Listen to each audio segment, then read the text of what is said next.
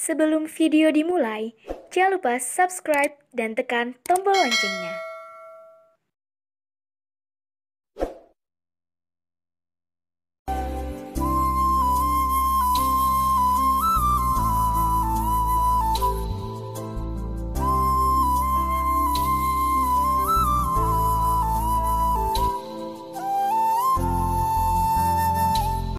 Bismillahirrahmanirrahim. Natatallam ta'allam wa nafal falam dzakara tadhkir wal fadadul istifadatul hatta alim bi kitabillah sunnati rasulih sallallahu alaihi wasallam wa dajjalih maradatihi wa qurbi tabi subhanahu wa ta'ala hadratin nabi Muhammad sallallahu alaihi wasallam lahumul fatihah. A'udzu billahi minasyaitonir rajim. Bismillahirrahmanirrahim. Alhamdulillahirabbil alamin arrahmanir rahim maliki yaumiddin. Iyyaka na'budu wa iyyaka nasta'in ihdinas siratal mustaqim siratal ladzina an'amta 'alaihim ghairil maghdubi 'alaihim waladdallin. Amin. Assalamualaikum warahmatullahi wabarakatuh. Bismillah, alhamdulillah, wassalatu wassalamu ala rasulillah Sayyidina Maulana Muhammad bin Abdullah wa ala alihi wa sahbihi wa man wala ma ba'du. Qala rabbi shrah li sadri wa yassir li amri wa hlul 'uqdatam min lisani yafqahu qawli. Wa qala subhanaka la ilma lana illa ma 'allamtana innaka antal alimul hakim. Wa la haula wa la quwwata illa billahil aliyil azim. Baik, anak-anakku, siswa-siswi SMA Negeri 4 Pasuruan kelas 11 IPA dan IPS. Pada pertemuan kali ini kita akan masuk ke bab 5 dan di sini kita akan membahas tentang masa kejayaan Islam. Ya, baik, langsung saja. Di sini kita akan membahas terlebih dahulu tentang perkembangan Islam pada masa kejayaan. Jadi masa kejayaan Islam itu terjadi adalah setelah masa kekhalifahan Khulafaur Rasyidin, ya, dimana saat itu Khulafaur Rasyidin itu adalah kekhalifahan yang berlaku setelah Rasulullah SAW wafat, ya, kemudian dilanjutkan oleh kekhalifahan Khulafaur Rasyidin, ya, yang merupakan sebutan dari kekhalifahan 4 sahabat Rasulullah SAW. Siapa saja? Yang pertama yaitu sahabat Abu Bakar As-Siddiq, kemudian Umar bin Khattab radhiyallahu an, kemudian dilanjutkan oleh Utsman bin Affan, dan yang terakhir adalah oleh Sayyidina Ali bin Abi Thalib karramallahu wajhah. Ya. Nah, setelah kekhalifahan Abi Thalib muncul beberapa dinasti atau kerajaan Islam, dan di antara dinasti-dinasti yang paling terkenal diantaranya adalah dinasti Umayyah dan dinasti Abbasiyah, karena pada masa tersebut Islam semakin berkembang dan juga mencapai kejayaan dalam segala bidang. Baik, berbicara terkait perkembangan Islam pada masa kejayaan, maka di sini yang pertama kita akan membahas tentang periodisasi sejarah Islam, ya, di mana periodisasi sejarah Islam ini terbagi menjadi 3 fase. Yang pertama yaitu periode klasik, ya. Periode klasik ini terjadi antara tahun 650 sampai 1250 Masehi, dan periode ini Islam benar-benar mengalami puncak kejayaan, ya, sehingga sampai mendapatkan julukan The Golden Age of Islam, ya, atau masa keemasan kejayaan Islam. Kemudian termasuk dinasti Umayyah dan Abbasiyah juga masuk dinasti klasik ini, ya, dan juga dinasti para Khulafaur Rasyidin. Kemudian yang kedua adalah periode pertengahan, ya. Periode pertengahan ini terjadi antara tahun 1250 sampai 1800 Masehi. Nah, di fase ini terjadi fase kemunduran, ya. Kalau tadi di fase klasik itu justru mengalami puncak kejayaan, tapi di fase pertengahan ini justru mengalami kemunduran. Kenapa dikatakan fase kemunduran? Karena saat itu, di masa itu terjadi konflik, ya, perbedaan pandangan, perbedaan bahkan juga politik, ya, yang sangat nyata dan sangat jelas dan sangat tinggi saat itu terjadi pada 2 kelompok, ya, besar Islam, yaitu Sunni dan Syiah, ya, dan juga terjadi juga pergolakan politik antara Arab dan Persia, sehingga saat itu Islam di masa itu lebih condong ke konflik, ya, lebih condong ke pertikaian daripada ke bidang-bidang yang memang sangat membangun Islam, seperti bidang pengetahuan, ya, sehingga bidang pengetahuan di masa itu tidaklah terlalu diperhatikan, dan disinilah akhirnya masa kejayaan Islam dikatakan menurun di masa tersebut. Dan yang ketiga yaitu periode modern, yaitu terjadi antara tahun 1800 Masehi sampai sekarang. Dan dikatakan di sini periode ketiga ini atau periode modern ini adalah periode kebangkitan Islam, ya, karena di situ muncullah para pembaru-pembaru Islam, ya, para filosof-filosof, kemudian ilmuwan-ilmuwan, cendekiawan-cendekiawan Islam mulai bermunculan di masa sekarang ini. Baik, dari ketiga periodisasi tadi, periode klasik, pertengahan, dan modern, di sini kita akan lebih fokus kepada periode klasik, di mana di situ termasuk juga di dalam periode klasik itu ada dinasti Umayyah dan Abbasiyah. Ya, kita akan fokus ada di dua dinasti tersebut, sehingga kita akan berbicara masalah periode klasik. Nah, kita akan membahas tentang yang pertama adalah dinasti Umayyah. Dinasti Umayyah ini didirikan oleh Muawiyah bin Abu Sufyan pada tahun 661 sampai 750 Masehi di Damaskus atau Suriah, ya, dan juga mereka mengembangkan pusat pemerintahan Bani Umayyah ini atau dinasti Umayyah ini di Andalusia, Spanyol. Jadi ada dua tempat, yaitu di Damaskus, Suriah, dan juga di Andalusia, Spanyol. Kemudian Muawiyah ini merupakan putra dari Abu Sufyan bin Harb bin Umayyah, ya. Nah, ketika kita berbicara latar belakang, sekarang kita berbicara tentang latar belakang berdirinya dinasti Umayyah. Bagaimana dinasti Umayyah ini bisa berdiri, ya? Kenapa bisa berdiri? Nah, di sini diceritakan dinasti Umayyah ini pertama kali berdiri karena adanya perasaan tidak puas, ya, terhadap kepemimpinan daripada Sayyidina Ali bin Abi Thalib atau Sayyidina Ali karramallahu wajhahu, dikarenakan Sayyidina Ali saat itu terkesan, ya, tidak mau mengusut atau menghukum para pembunuh daripada Sayyidina Utsman bin Affan. Dan perlu diketahui bahwa ketika Sayyidina Ali memimpin, ya, Sayyidina Ali sebenarnya saat itu mewarisi kekacauan atau mewarisi konflik politik yang terjadi di masa Sayyidina Utsman, dan saat itu harus ditanggung oleh Sayyidina Ali selaku khalifah selanjutnya. Nah, karena dirasa Sayyidina Ali tidak mau, ya, tidak mau untuk menghukum, ya, ini penilaian Muawiyah, ya, saat itu, ya.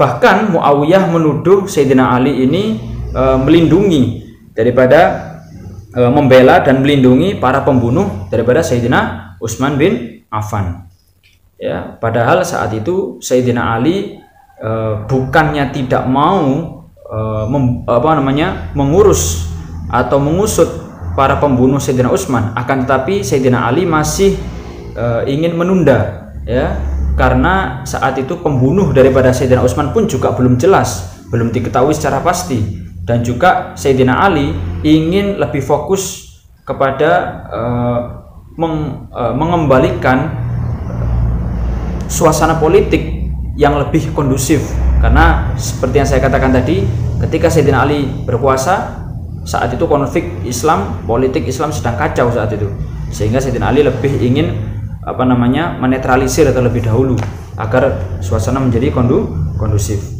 Nah, selain itu yang melatar belakangi berdirinya dinasti Umayyah adalah memang dari awal terjadi persaingan, ya antara kedua kelompok ini, yaitu Sayyidina Ali dan juga Muawiyah, yang berasal dari Sayyidina Ali berasal dari Bani Hashim, sedangkan Muawiyah berasal dari Bani Umayyah.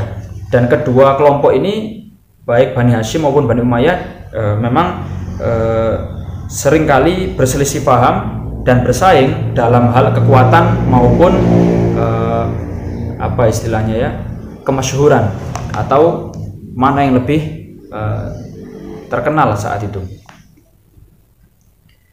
Nah, kemudian perselisihan antara keduanya, yaitu dari Sayyidina Ali maupun dari Muawiyah, puncaknya terjadi pada perang Siffin, ya, yang terjadi di perbatasan Suriah dan Irak. Ya, saat itu Khalifah Sayyidina Ali berperang melawan Muawiyah dengan sangat hebat. Saat itu pasukan Muawiyah dibantu oleh Amr bin As, dan kemudian Khalifah Ali saat itu memenangkan pertempuran tersebut, sehingga Muawiyah pun terpojok.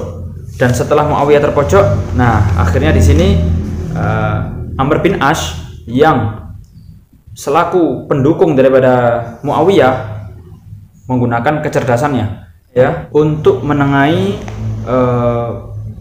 pertikaian atau pertempuran antara keduanya. Dan akhirnya, ya, Amr bin As meletakkan Al-Quran di atas tombak dan juga meminta keduanya untuk berdamai. Dan setelah berdamai, kubu Sayyidina Ali mengutus Abu Musa al-Ash'ari, sedangkan kubu daripada Muawiyah mengutus Amr bin As untuk menjadi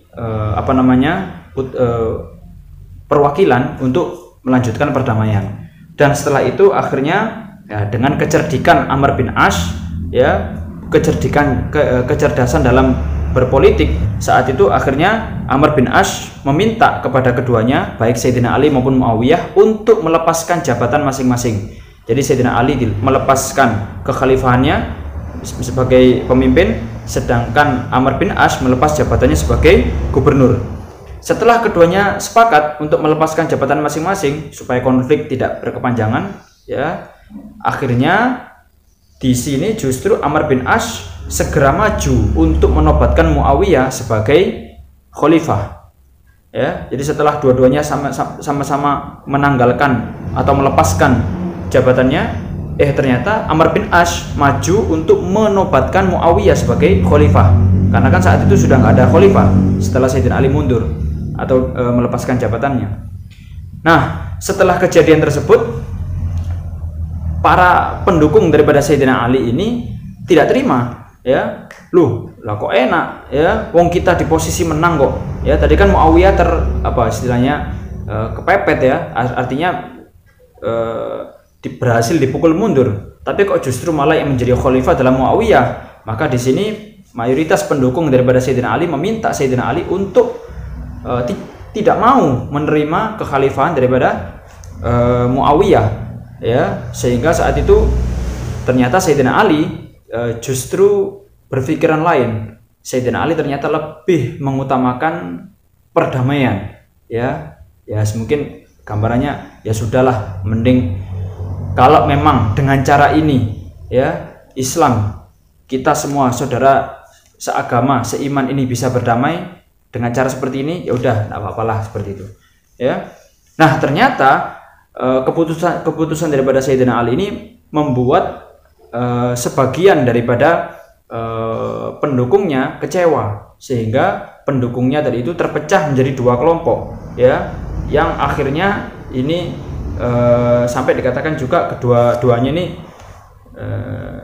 ya, yang pertama adalah Rafidhah. Rafidhah ini adalah golongan yang tetap berada pada kubu Sayyidina Ali, ya, sedangkan yang kedua adalah Khawarij, yaitu kubu yang akhirnya keluar daripada kubu Sayyidina Ali. Kenapa keluar? Karena kecewa tadi, ya, seharusnya Sayyidina Ali yang menjadi khalifah, kok malah Sayyidina Ali legowo menyerahkan kepemimpinan kepada Muawiyah, ya. Akhirnya Khawarij ini keluar daripada kubu Sayyidina Ali.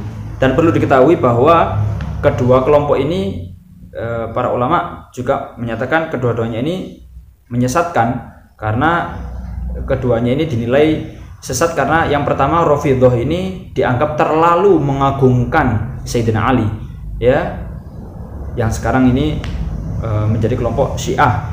Dan yang kedua, Khawarij ini juga adalah kelompok yang istilahnya terlalu membenci Sayyidina Ali, sampai-sampai di antara mereka menyatakan halal itu darahnya Sayyidina Ali, artinya boleh untuk dibunuh. Maka kedua-duanya dianggap sesat oleh para ulama Ahlussunnah wal Jamaah. Balik ke kubu Khawarij, yaitu kubu yang keluar daripada pendukung Sayyidina Ali karena kecewa tadi dengan keputusan Sayyidina Ali.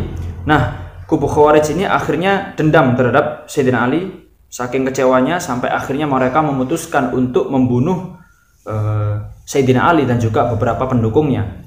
Dan akhirnya beberapa pendukung daripada Sayyidina Ali pun dibunuh oleh Khawarij, tapi akhirnya bisa diatasi oleh Sayyidina Ali dan pendukungnya dengan mengalahkan para Khawarij ini di pertempuran Nahrawan, ya. Nah, kemudian ketika mereka kalah, para Khawarij ini kalah di pertempuran Nahrawan, akhirnya mereka ini berdiskusi, ya. Mereka berdiskusi melihat kegentingan atau kerusakan masyarakat Islam yang terjadi pada saat itu. Mereka berpikir dan menyimpulkan bahwa terjadinya kekacauan politik di masa itu adalah gara-gara 3 orang ini. Yang pertama yaitu adalah Ali bin Abi Thalib, kemudian yaitu si Amr bin Ash, ya, yang tadi mengangkat Sayyidina Ali tadi, yang mengangkat Muawiyah, dan yang ketiga adalah Muawiyah itu sendiri. Akhirnya mereka bersepakat untuk membunuh ketiganya, ya, dengan harapan dengan terbunuhnya daripada ketiga orang ini, maka situasi Islam saat itu akan kembali normal. Nah, untuk mewujudkan hal itu, akhirnya mereka mengutus 3 pembunuh bayaran. Yang pertama adalah di sini Abdurrahman bin Muljam, ya, yang saat itu diperintahkan untuk membunuh Sayyidina Ali yang ada di Kufah. Kemudian ada Amr bin Bakar. Yang kedua, pembunuh kedua adalah Amr bin Bakar yang bertugas untuk membunuh Amr bin Ash yang saat itu menjabat sebagai gubernur di Mesir. Dan yang ketiga adalah Hujjaj bin Abdullah yang ditugaskan untuk membunuh Muawiyah yang saat itu berada di Damaskus. Ya.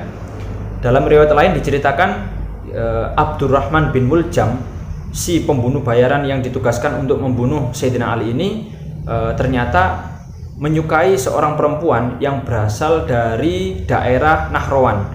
Di daerah Nahrawan itu ternyata perempuan tersebut yang dicintai itu memiliki saudara dan ayah yang meninggal di pertempuran Nahrawan, sehingga saat itu si perempuan ini dendam, sehingga mengetahui bahwa Abdurrahman bin Muljam ini akan membunuh Sayyidina Ali, maka dia pun mendukung, bahkan menjadikannya syarat atau mas kawin. Kalau kamu ingin menikah denganku, kata situ perempuan, maka syaratnya adalah kamu harus membunuh Sayyidina Ali, ya. Nah, dari ketiga pembunuh bayaran tadi, ternyata hanya Abdurrahman bin Muljam yang berhasil membunuh Sayyidina Ali, sedangkan Hujjaj, ya, saat itu Hujjaj bin Abdullah tidak berhasil membunuh si Muawiyah karena saat itu Muawiyah dijaga ketat oleh para pengawalnya, sehingga Hujjaj tidak berhasil membunuh itu Muawiyah. Dan sedangkan siapa tadi, Amr bin Bakar juga tidak berhasil membunuh Amr bin Ash karena saat itu Amr bin Ash sedang sakit, sehingga yang memimpin sholat bukan Amr bin Ash, ya, tapi wakilnya, sehingga saat itu Amr bin Bakar salah membunuh, ya, yang harusnya dibunuh adalah Amr bin Ash, tapi ternyata yang dibunuh adalah wakil daripada Amr bin Ash.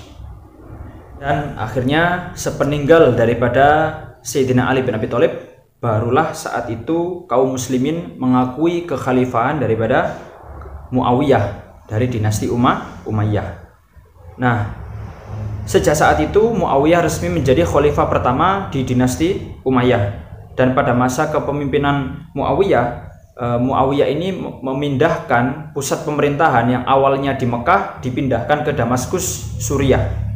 Ya, dan dinasti ini bertahan di Damaskus selama kurang lebih 90 tahun. Ya. Kemudian dinasti Umayyah di Damaskus ini mengalami puncak kejayaan yaitu pada masa khalifah yang ke-6, yaitu yang dipimpin oleh Al-Walid, ya, atau Al-Walid bin Abdul Malik.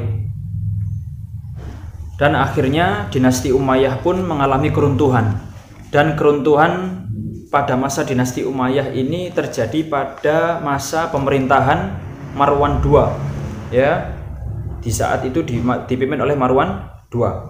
Nah, terjadinya keruntuhan masa Umayyah, pemerintahan Umayyah ini terjadi karena adanya gerakan anti pemerintah.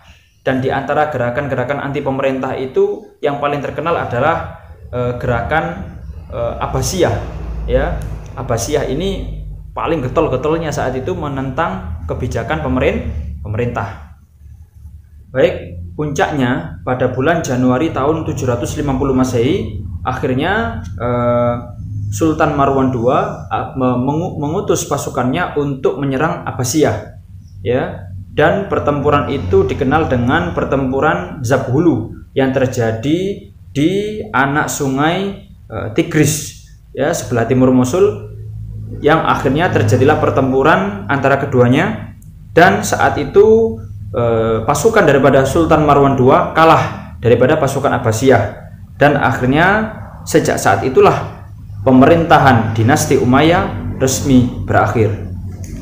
Baik, setelah runtuhnya dinasti Umayyah, akhirnya muncullah dinasti Abbasiyah, yang dalam sejarahnya dinasti Abbasiyah ini pertama kali dipimpin oleh Abdullah bin Abbas, yang pada akhirnya ketika Abdullah bin Abbas meninggal digantikan oleh Muhammad. Kemudian Muhammad meninggal digantikan oleh anaknya yaitu Ibrahim al-Imam. Setelah Ibrahim al-Imam meninggal, akhirnya digantikan oleh Abu Abbas As-Soffah. Nah, Abu Abbas As-Soffah inilah, ya, yang akhirnya memimpin dinasti Umayyah, sekaligus ternyata Abu Abbas As-Soffah ini adalah pelopor yang sebenarnya daripada dinasti Abbasiyah. Kemudian secara umum sistem pemerintahan di dinasti Abbasiyah ini, ya, itu terbagi menjadi 5 periode. Periode pertama yaitu dimulai dari berdirinya Abbasiyah sampai kepemimpinan Khalifah Al-Wasiq. Ya, di sini pemerintahan sudah memiliki sistem yudikatif, eksekutif, sekretaris negara, kepolisian negara, dan juga angkatan bersenjata. Ya, dan juga memiliki wazir sebagai hakim di lembaga pemerintahan. Kemudian periode kedua yaitu dimulai ketika Khalifah Al-Mu'tasim menjadi pemimpin Abbasiyah sampai Khalifah Al-Muqtadir. Ya, di periode kedua ini pemerintahan lebih fokus pada perbaikan pertahanan dan ketahanan negara. Kemudian pertahanan dan juga kekuatan tentara. Yang ketiga yaitu periode ketiga, ya. Pada masa periode ketiga ini masa kepemimpinan dipimpin oleh Bani Buwayhi, ya. Bani Buwayhi ini membagi kekuasaan kepada 3 saudaranya. Yang pertama yaitu kepada Ali, ya. Ali ini memimpin wilayah utara. Kemudian kepada yang kedua saudaranya yaitu Hasan. Hasan ini memimpin wilayah selatan. Dan yang ketiga adalah Ahmad. Ahmad ini memimpin wilayah Ahwas, Wasit, dan Baghdad. Kemudian periode keempat dimulai masa Khalifah Al-Muqtadi hingga Khalifah Al-Mu'tasim. Di periode keempat ini dikuasai oleh Bani Seljuk, ya. Pada pemerintahan periode keempat ini kegiatan keilmuan pusatnya adalah dipindahkan ke Baghdad. Kemudian yang terakhir yaitu periode kelima. Di masa periode kelima ini dinasti Abbasiyah sudah tidak lagi dikuasai oleh suku-suku tertentu, akan tetapi benar-benar sudah dikuasai oleh Bani Abbasiyah itu sendiri, ya. Akan tetapi, ya, pada masa pemerintahan dinasti Abbasiyah di periode kelima ini dinasti Abbasiyah mengalami kemunduran. Ya, kenapa mengalami kemunduran? Karena dikatakan saat itu wilayah kekuasaan sudah semakin sempit dan juga wilayah pertahanan juga semakin melemah. Baik, sekarang kita akan membahas tentang faktor-faktor yang mempengaruhi kejayaan Islam, baik yang di masa dinasti Umayyah maupun di masa dinasti Abbasiyah. Ya, ada dua faktor, yaitu faktor internal dan eksternal. Di faktor internal ada beberapa faktor. Yang pertama yaitu adanya konsistensi, ya, umat Islam terhadap ajaran Islam. Artinya mereka tidak hanya menuntut Islam tapi juga menuntut agama atau ilmu agama, tapi mereka juga mengamalkan ilmu agama tersebut.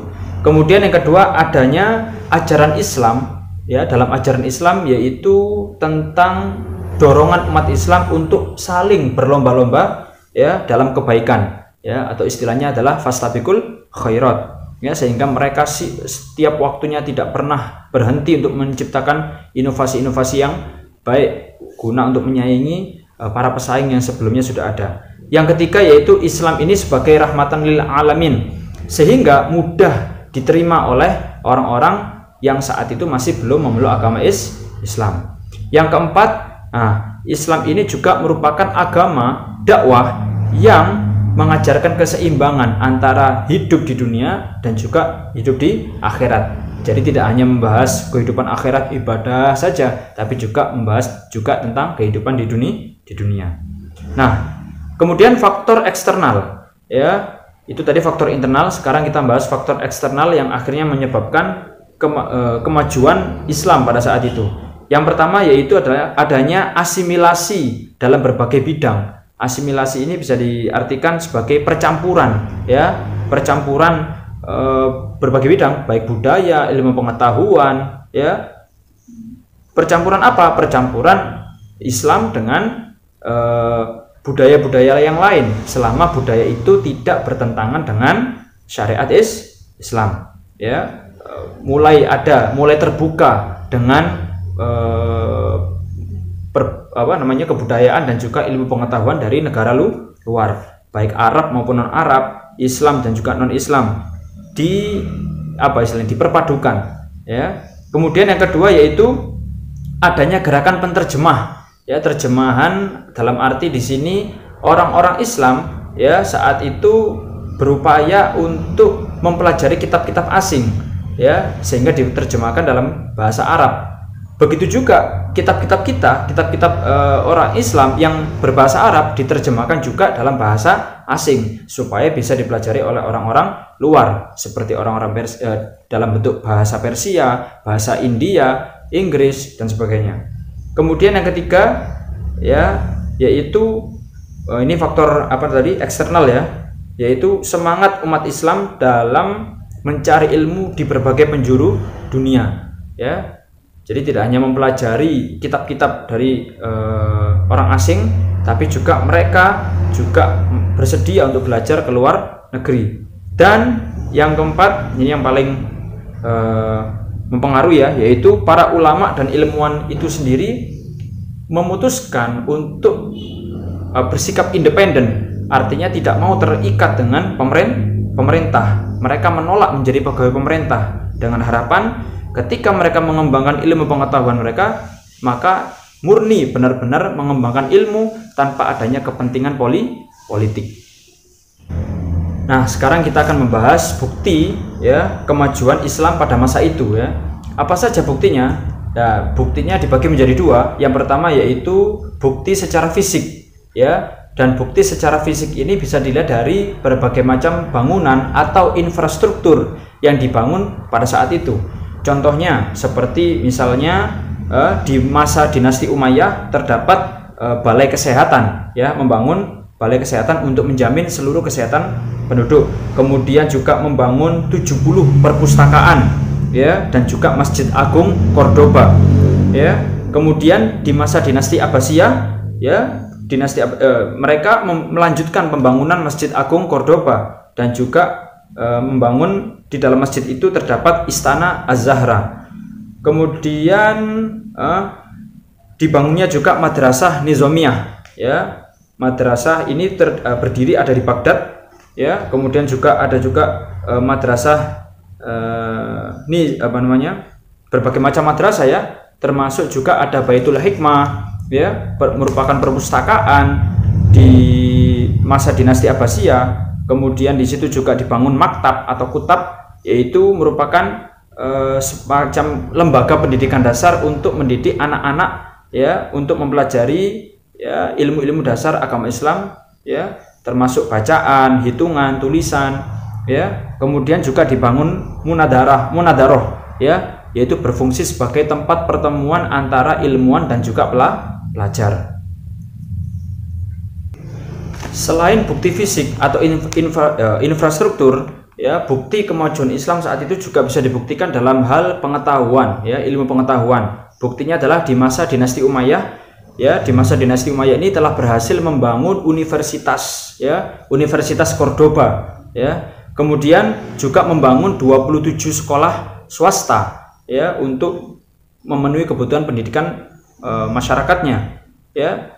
Dan tidak hanya itu, bisa juga dibuktikan kemajuan pendidikan dibuktikan dalam bentuk lahirnya para ilmuwan, ya, para ilmuwan dan juga para cendekiawan yang saat itu, ambil contoh, ya, seperti di masa Abbasiyah, yaitu lahirnya banyak para tokoh seperti tokoh ilmu tafsir, ya, seperti tafsir, kemudian tokoh ilmu hadis, ya, muncul seperti nama-nama Imam Bukhari, Imam Muslim, ya, Ibnu Majah, Abu Dawud, At-Tirmidzi, An-Nasai, ya. Kemudian tokoh ilmu kalam misalnya Wasil bin Atha, ya, Wasil ibnu Atha, kemudian Al-Juwaini, Al-Ghazali, Al-Maturidi.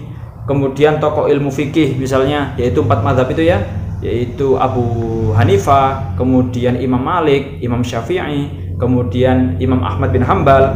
Kemudian tokoh ilmu filsafat misalnya ada Al-Kindi, Al-Farabi, ya, Al-Ghazali, ya, Ibnu Tufail, ya. Dan kemudian yang keenam yaitu tokoh ilmu kedokteran, ya, seperti Ibnu Sina, ya, dan sebagainya. Baik, selanjutnya kita akan membahas tentang tokoh-tokoh kejayaan Islam yang muncul saat itu dan memiliki karya-karya ilmiah yang luar biasa berupa kitab-kitab yang sampai sekarang masih digunakan oleh umat Islam saat ini. Contoh misalnya seperti ada 6, ya. Yang pertama Ibnu Rushd, ya. Ibnu Rushd ini memiliki nama lengkap yaitu Abu Al-Walid Muhammad Ibnu Rushd, ya. Beliau ini memiliki karya yang terkenal yaitu kitab Bidayatul Al-Mujtahid, ya, kitab Bidayatul Mujtahid, ya. Kitab ini membahas tentang ilmu-ilmu fikih. Kemudian yang kedua yaitu Al-Kindi. Al-Kindi ini memiliki nama lengkap yaitu Yakub bin Ishaq Al-Kindi. Nah, beliau ini, ya, dikenal dengan gelar Failasuf, ya, Al-Arab. Artinya satu-satunya filosof, ya, dari atau ahli filsafat dari bangsa Arab, ya. Dan kitab yang paling terkenal di sini adalah kitab Al-Kindi ila Al-Mu'tasim billah fi al-falsafah al-ula, yaitu kitab-kitab yang membahas tentang ilmu-ilmu filsafat. Yang ketiga yaitu Imam Ghazali, ya. Imam Ghazali ini memiliki nama lengkap Abu Hamid Muhammad bin Ahmad Al-Ghazali, ya. Beliau ini terkenal memiliki daya ingat yang kuat serta bijak dalam berargumentasi, sehingga beliau memiliki gelar atau julukan Hujjatul Islam, ya, tempat rujukan para ulama-ulama Islam. Dan di antara banyak sekali kitab-kitab beliau, salah satunya yang paling terkenal adalah kitab Ihya Ulumuddin, ya, kitab yang di situ membahas tentang ilmu akidah, ibadah, akhlak, dan juga tasawuf. Kemudian yang keempat yaitu Al-Farabi. Al-Farabi ini memiliki nama lengkap Abu Nasr Muhammad Ibnu Tarhan Ibnu Uzlaq Al-Farabi, ya. Beliau ini memiliki kitab yang terkenal yaitu Ar-Ra'yu Ahlul Al-Madinah wal Fadilah. Kitab ini membahas tentang ilmu filsafat. Kemudian yang kelima yaitu Ibnu Sina. nama lengkap daripada Ibnu Sina ini adalah Abu Al-Husain Ibnu Abdullah Ibnu Sina. Ya. Nama latinnya seringkali dikenal dengan Avicenna. Ya, beliau ini dikenal atau diberikan julukan yaitu Bapak Kedokteran ya. Bapak Kedokteran modern, ya. Kemudian beliau ini memiliki kitab yang terkenal yaitu kitab Al-Qanun fi At-Tib, ya, yang berisi tentang norma-norma kedokteran, ya, tentang ilmu-ilmu kedokteran. Dan juga yang terakhir yaitu Al-Khawarizmi. Nah, Al-Khawarizmi ini memiliki nama lengkap yaitu Abu Abdullah Muhammad bin Musa Al-Khawarizmi. Beliau ini disebut atau memiliki gelar atau julukan Bapak Al-Jabar. Nah, kalau kalian mempelajari Al-Jabar, sebenarnya penemunya adalah Al-Khawarizmi ini. Ya, dan juga beliau juga dikenal sebagai penemu angka 0, ya. Dan di antara kitab-kitab yang terkenal yang beliau miliki adalah kitab At-Tarikh dan juga kitab Ar-Ruhmat yang membahas tentang pengukuran waktu, ya, dengan bayangan matahari. Baik, yang terakhir kita akan membahas tentang cara meneladani tokoh-tokoh yang lahir pada masa kejayaan Islam. Yang pertama yaitu, ya, hendaknya kita tadi itu senantiasa berperilaku kompetitif, ya, senantiasa bersaing. Ya, kalau dalam istilah Islam yaitu fastabiqul khairat, berlomba-lomba dalam kebaikan. Ya, jadi jangan sampai kita dari itu takut untuk bersaing. Silakan bersaing asalkan dengan cara yang benar, dengan cara yang fair, ya, dan juga cara yang diridhoi oleh Allah Subhanahu wa taala. Yang kedua yaitu senantiasa bersungguh-sungguh dalam menuntut ilmu, ya. Artinya benar-benar kita tadi itu telah melihat hasilnya atau buktinya mereka berhasil membangun peradaban, ya, yang sangat luar biasa sehingga Islam bisa tersebar ada di mana-mana, baik di masa dinasti Umayyah maupun Abbasiyah, adalah berkat kesungguhan mereka dalam mencari ilmu. Dan yang ketiga adalah hendaknya kita tadi itu senantiasa menuntut ilmu dengan cara terbuka, ya, dalam arti tidak menutup diri, ya, dengan kemajuan zaman, ya. Jadi kita harus mencari ilmu itu atau harus menyesuaikan dengan perkembangan zaman, sehingga kita benar-benar tidak tertinggal oleh bangsa lain, ya, terutama orang-orang yang non-muslim. Baik anak-anakku dimanapun kalian berada, itulah tadi materi yang bisa saya sampaikan pada pertemuan kali ini. Kurang lebihnya mohon maaf. Semoga bermanfaat bagi kita semuanya, dan sampai jumpa pada video-video saya selanjutnya. Akhirul kalam, subhanakallahumma bihamdika asyhadu alla ilaha illa anta astaghfiruka wa atubu ilaik. Terima kasih. Assalamualaikum warahmatullahi wabarakatuh. Wallahu a'lam bishawab.